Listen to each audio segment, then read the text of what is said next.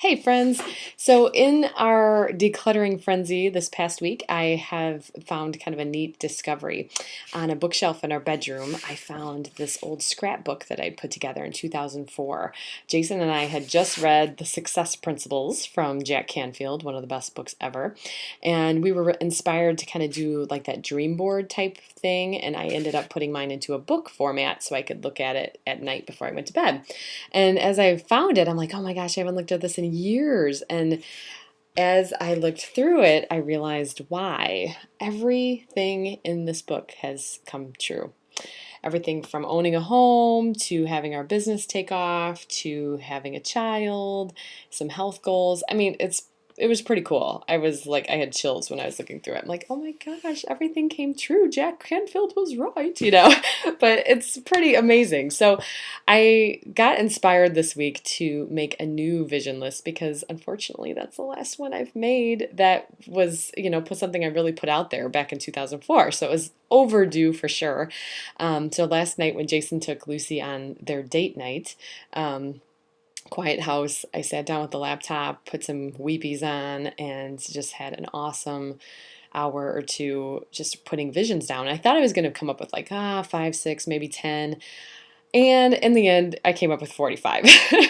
So, needless to say, I've got some things in my heart, and I like to call them, like prayers almost, visions, prayers, things that I have placed in my heart that I think will come true, and praying, kind of offering it up that they would come true.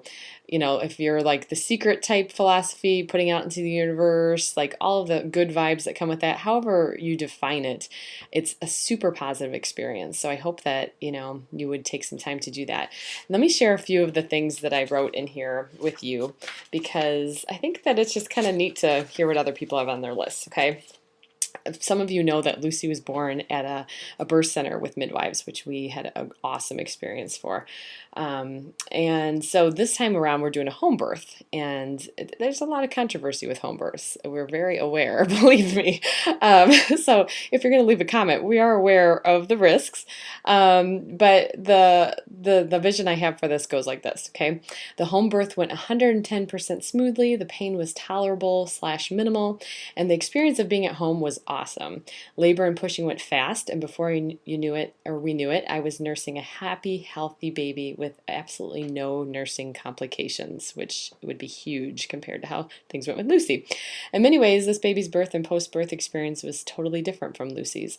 All improved with no fear and complete confidence. Mary and Nicole were such a gift to us, and we will forever be bonded with them. So that's kind of a neat one as I, get bigger and move closer to the 40 weeks that, that's something I'm kind of putting out there. Another one, traveling with two kids. We've been getting a lot of feedback on that of like, oh, life's going to change. Traveling with two kids has been easy peasy lemon squeezy. It sure has helped that we left for 3 weeks when the baby was just a month and a half old. Lucy helps us by carrying her own toys and is a great sleeper in the hotels, as is the baby. Travel is just an extension of our life at home. It's neat to give Lucy experiences that she builds on. She loves the adventure of it all. Another one, our house has been officially decluttered. Yes. We truly have gotten rid of probably half of our possessions. It's amazing how you can bring a whole new person and all the stuff that goes along with him or her, this baby, into your home and yet still feel like stuff is not taking over. It's refreshing and something that Jason and I are very motivated to maintain, catching things and boxing them for goodwill before they even find a home. What a gift of freedom decluttering has been. And this last one I want to share is something kind of having more appreciation for your life.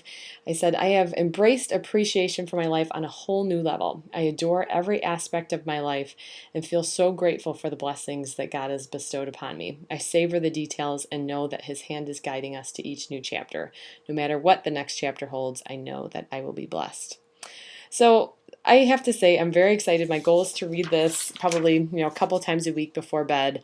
Not realistic to think I'm going to read it every night, but even if I read it once a week, I know that these prayers, these visions are kind of being lifted up, and I'm excited to see all 45 of them come true this year. So take a few minutes this week and see if you can jot down some visions, even if it's just a few on a note card.